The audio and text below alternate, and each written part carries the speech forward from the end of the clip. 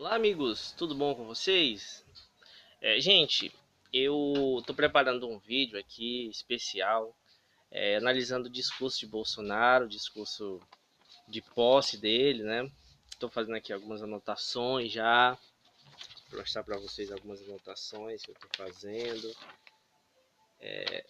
Eu faço isso, gente, eu faço essas anotações, né, de alguns pontos importantes quando eu vou fazer um vídeo de análise de um discurso, né? Porque quando você vai analisar um discurso ou um texto, você tem que ter muito cuidado para você pegar ali os pontos, né? Todos os pontos importantes e você refutá-los, né? E aqui é necessário fazer essa desconstrução desse discurso. Por quê? Porque é um discurso completamente ideológico, né? Completamente ideológico, cheio de distorções, né? Bom, todas essas distorções, todo esse discurso resume todas as distorções que a direita, principalmente a direita bolsonarista, tem feito em relação ao país, a análise do que acontece no país. Então esse discurso é muito importante dele ser desconstruído, porque ele apresenta todos esses pontos. Vários pontos que eu já tratei aqui em vídeo, por exemplo, aparecem nesse discurso. Então é bem interessante, é bem importante fazer essa análise. Bom, então vamos começar, né, gente? Bom, Bolsonaro começa evocando a Deus e tal, e seus eleitores, né? Agradecendo a eles por ter salvo sua vida, né? Por Deus ter salvo a vida dele, ter preservado a vida dele, né? Se referindo ao atentado que ele supostamente sofreu, né? Apareceu já aí documentários que mostram que não é bem assim, né? Vamos ver se vai ter uma investigação séria a respeito disso. Eu acho que não vai ter, né? Sendo bem honesto com vocês. Eu espero que tenha, eu acho que deve ser cobrado, todo mundo deve cobrar que tenha uma investigação. A gente tem que cobrar que haja esse tipo de investigação no Brasil. Investigação em relação a isso daí, que supostamente aconteceu com o Bolsonaro, que eu duvido muito, né? Desde o início eu não acreditei, mas enfim, né? Deve haver uma investigação séria para mostrar se houve ou não esse atentado, se foi algo planejado só para ele ganhar a eleição ou não.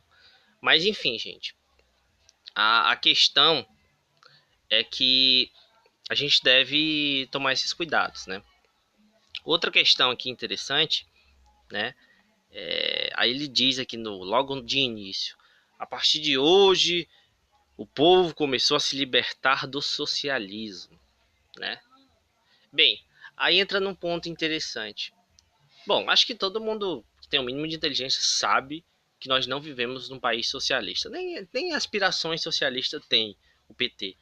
Porque é o seguinte, as aspirações que o PT tem, aquilo que o PT fez, estão próximas, estão assim, numa tentativa, né, de uma social democracia. E mesmo disso a gente ainda está longe, precisaria fazer reformas ainda mais estruturais para a gente conseguir de fato uma boa social-democracia. Então, assim, nem isso a gente fez. Que dirá socialismo? Socialismo é algo completamente diferente do que aconteceu, né? O socialismo, ele é um sistema onde o governo teria que ter o controle primeiro de todos os meios de produção, né? Não haveria propriedade privada, não haveria o capitalista, né? Essa pessoa, esse investidor que tem ali sua empresa privada, o capital privado. Então, tudo isso daí no socialismo é extinto, né? É extinto, onde o governo se apodera desses meios de produção e tal para fazer a redistribuição de renda e uma série de coisas. Mas não é isso que aconteceu no Brasil, né? E não vai acontecer. Né? Então é um discurso, é um espantalho que ele utiliza, é um espantalho. E a ameaça do socialismo. Primeiro que ele não vai dizer o que é socialismo de verdade, né? Ele não diz, ele não define. Ele simplesmente diz que é uma coisa ruim, que é o perigo do socialismo, sem definir exatamente o que é. Cria aquele fantasma mesmo, né? É aquela ideia maniqueísta, né? De bem e de mal, né? Então assim, tudo que representa o mal está para ele, né, no discurso dele, na esquerda, no socialismo, e todos os partidos de esquerda, de centro-esquerda, defendem o socialismo. Quando na verdade não é bem assim, não são todos que defendem, E as coisas precisam ser conceituadas, precisam ser ditas o que realmente elas são. E não criar esse espantalho, dizer, não sei o que, tudo de ruim é socialismo e pronto. Não tem lógica isso, né? Aí é criando esse inimigo imaginário que ele cria ali a base do seu discurso, né? Aí depois ele vai falar sobre que no Brasil está havendo uma inversão de valores, né? Ele não define bem esses valores nessa parte do discurso, mas a gente sabe o que é que ele quer dizer, mais ou menos, né? A gente sabe que esse discurso dele é muito moralista, valores que ele diz tradicionais da família brasileira, né?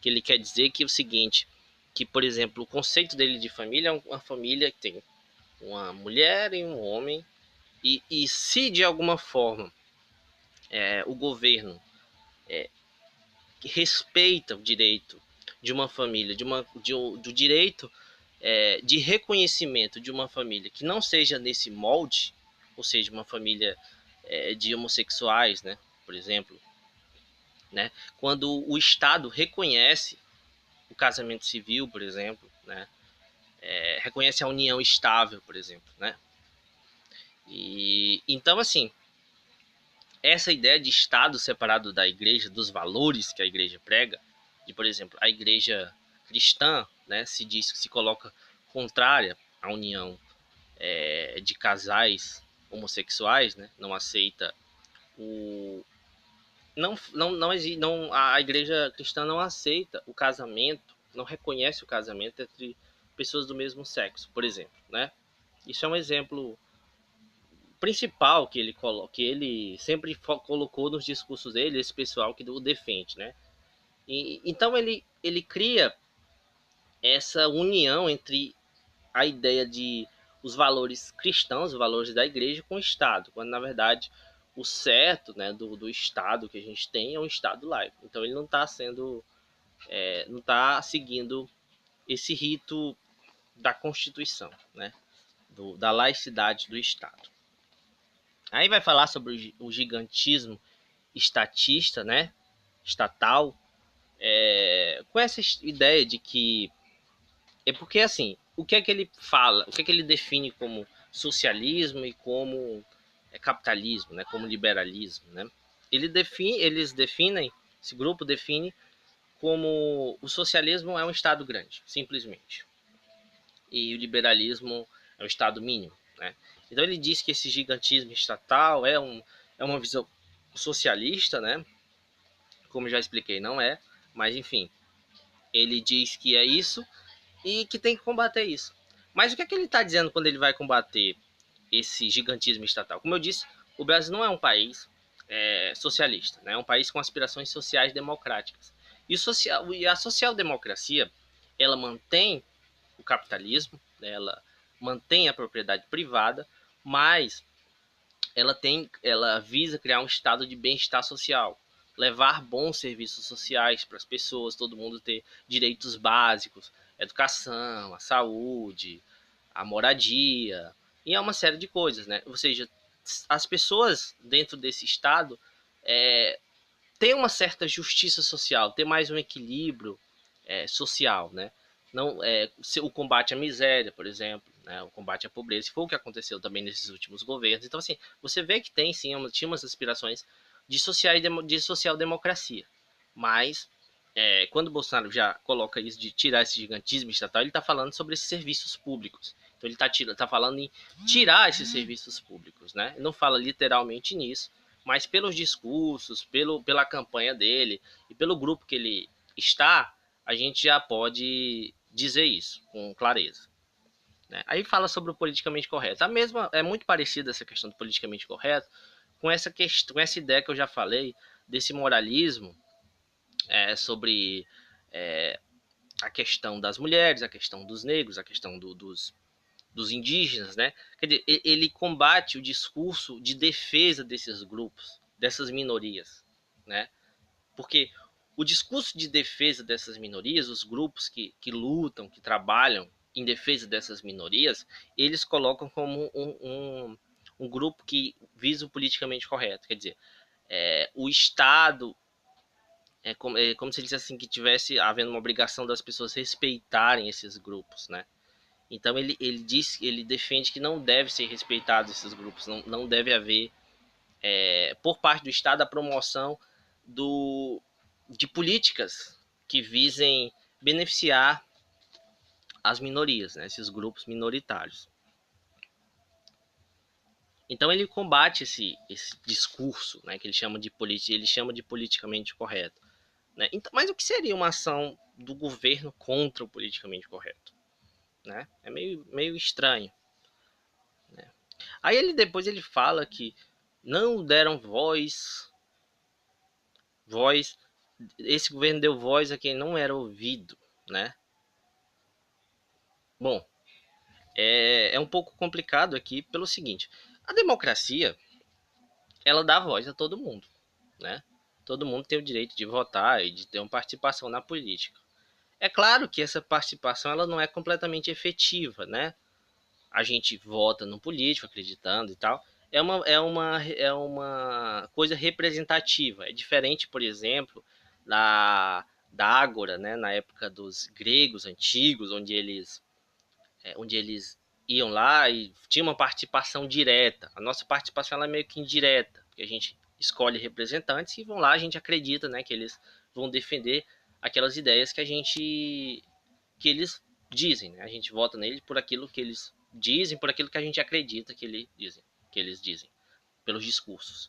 E assim, quando ele fala da voz, ele está dizendo que essas pessoas, esses eleitores dele, nunca tiveram essa representação, alguém que representasse. Isso, de certo modo, é verdade, porque ele, sem dúvida, não é igual aos outros, né? Igual no sentido do discurso, no sentido dessa pegada que ele tem, contrária a esse estado de bem-estar social, né?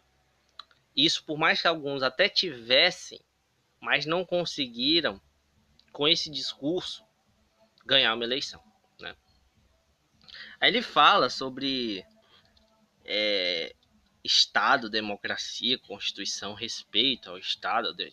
É estranho isso, porque todo esse discurso contra esse discurso moralista, esse discurso contra as minorias é um discurso que vai contra as constituições, e um discurso contra o estado de bem-estar social também é um discurso que vai contra a Constituição, porque a Constituição ela tem como seus princípios também a promoção da diminuição dessa desigualdade no Brasil, né? É um dos princípios, é uma das metas da Constituição, né? Que ela prega. Então, vai contrário, sim, à Constituição. E também e principalmente esse discurso que ele tem contra os direitos humanos, né?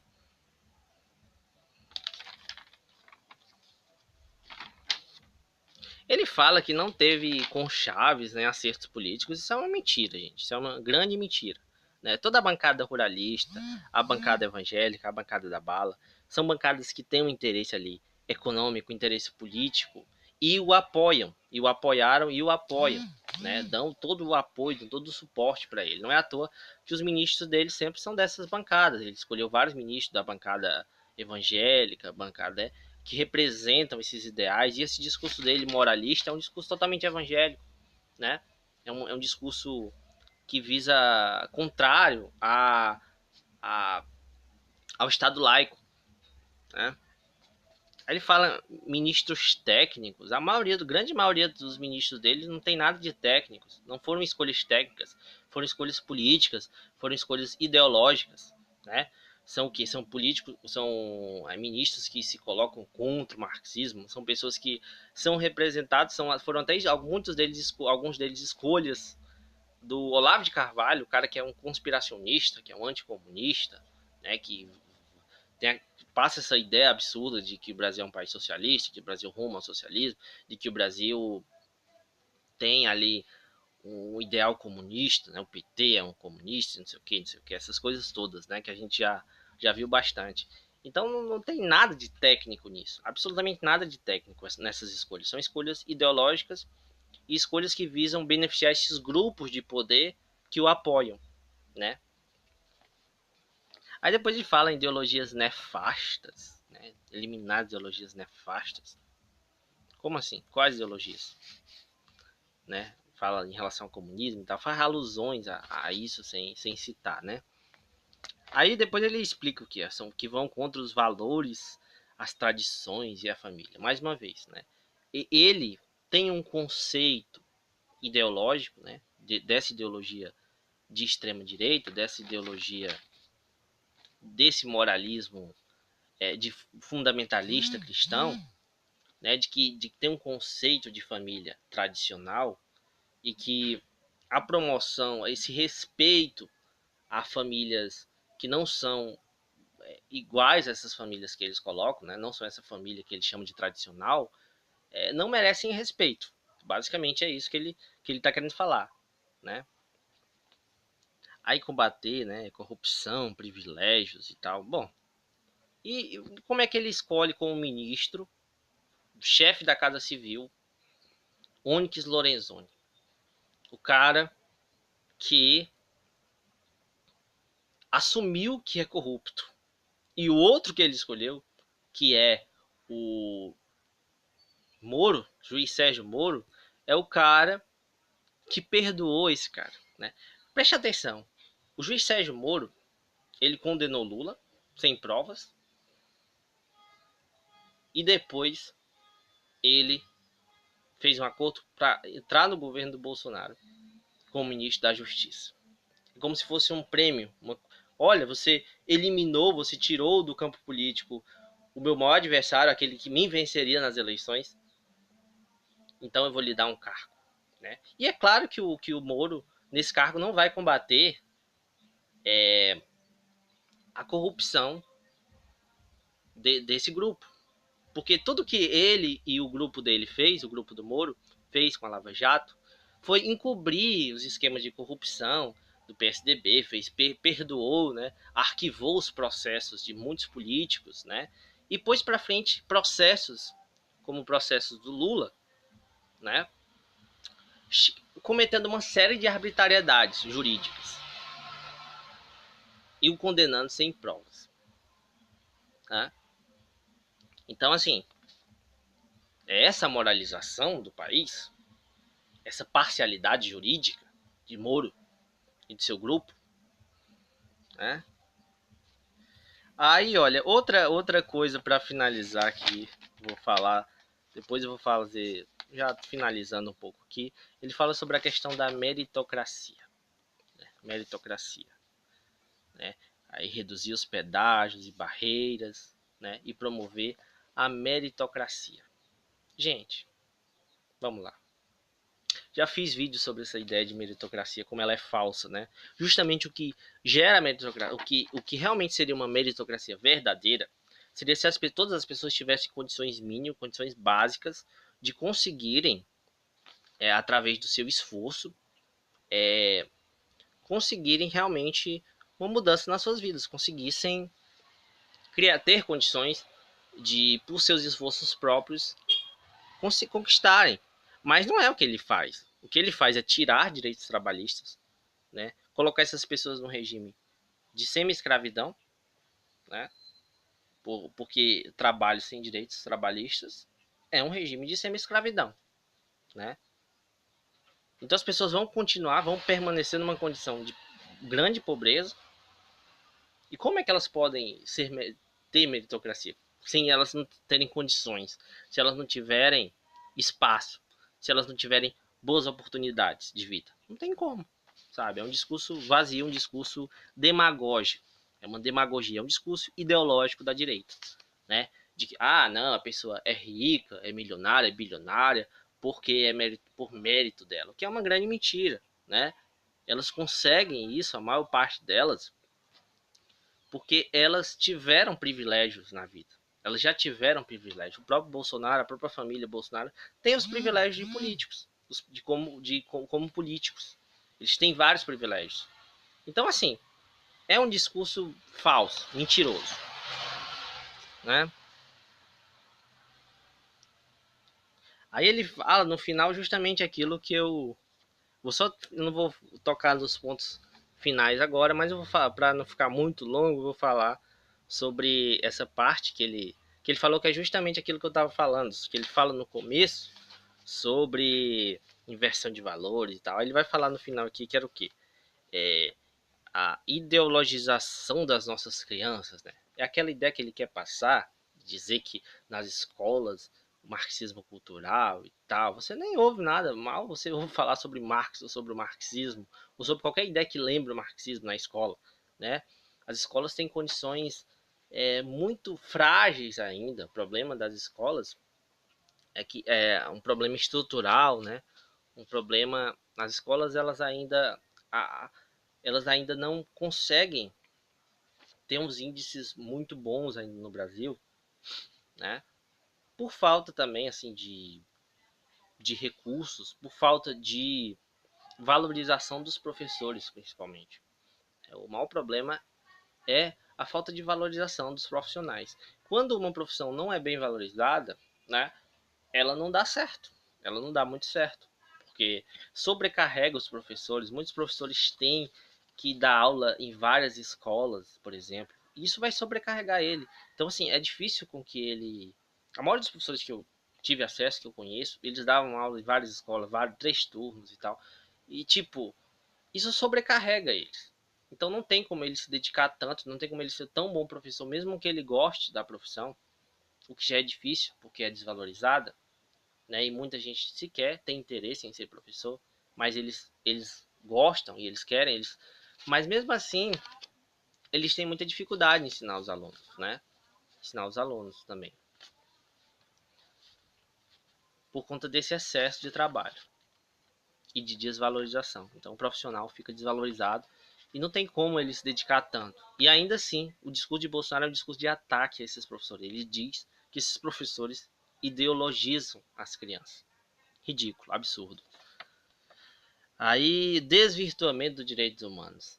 Não existe desvirtuamento dos direitos humanos. Direitos humanos é um direito para todos, né? Ele fala que os direitos não são para bandidos, os direitos humanos hoje defende bandidos e criminaliza policiais. Não, Bolsonaro. Isso aí não tem nada a ver. Os direitos humanos é o defesa dos direitos básicos de todo ser humano. Todo ser humano. Leia o Tratado de Direitos Humanos. Todo ser humano tem os direitos básicos que devem ser defendidos. Não importa quem você é. São direitos básicos.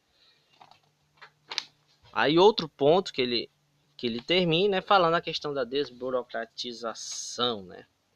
Antes disso, ele falou um pouco daquela questão da desconstrução da família, a mesma questão que eu já tinha tratado, não vou repetir, é repetitivo, né? É outra característica de um discurso ideológico, essa repetição, essa enfatização de uma questão. Essa questão da desburocratização também eu já expliquei, né? Fala do peso do governo e tal, da governo interferir, né, na economia e tal, né? Aí ele fala sobre o crime organizado, né? Ele diz que ele faz uma ligação entre essa ideologia que ele diz dos direitos humanos, que não é uma ideologia dos direitos humanos. Direitos humanos é um tratado internacional que o Brasil é signatário, né? Não é uma coisa que o Brasil inventou ou coisa de esquerda, não tem nada a ver com isso, não tem realmente nada a ver com isso, né? Tá mais ligado, tá ligado à ideia de liberdade do indivíduo, né, de direitos de liberdade do indivíduo, de direitos básicos do indivíduo, para que o Estado não tenha mais força sobre o indivíduo, não tenha uma força mais coercitiva contra o indivíduo. Então, assim, é uma proteção do indivíduo contra o Estado. Então, está mais ligado às ideias liberais, inclusive, né, de ideias básicas do liberalismo, da filosofia liberal, que não tem nada a ver, absolutamente nada a ver com a esquerda. Não tem nada a ver, assim, no sentido de ter sido uma criação da esquerda. É uma criação dessas ideias básicas dos direitos civis, né? Então, assim, aí ele fala que isso criou o crime organizado. Não tem nada a ver, não tem ligação, absolutamente ligação nenhuma disso com o crime organizado, né? O crime organizado não criou-se por causa dos direitos humanos. Isso é absurdo, ridículo, né?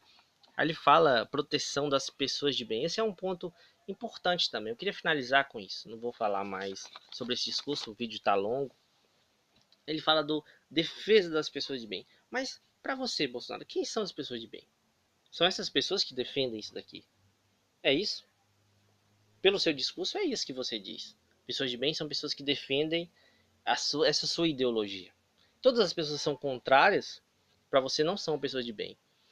E então, para você, pelo seu próprio discurso, você está dizendo que essas pessoas não merecem a proteção do Estado. Só merece ser protegido pelo Estado as pessoas que, sobre o seu conceito, são pessoas de bem. Né? Então, assim, é um discurso extremamente ideológico, é um discurso que expressa totalmente aquilo que eu já venho falando sobre várias questões, já quase todas as questões aqui eu já falei em vídeo, né, já explicando, desconstruindo essas pautas da direita, né, que, olha, você percebe que não fala nada sobre direitos trabalhistas, aqui não fala nada de desenvolvimento nacional, aqui não fala nada sobre a indústria brasileira, né, sobre o investimento em indústria de base, não fala nada sobre essas questões, justamente porque não é do interesse dele, né? Isso não é prioridade para ele. A prioridade é um discurso moralista, de perseguição a quem defende diferentes da dele. Então é isso, vou finalizar. Não falei do discurso todo porque iria ficar muito longo, né? Porque é uma análise de um discurso.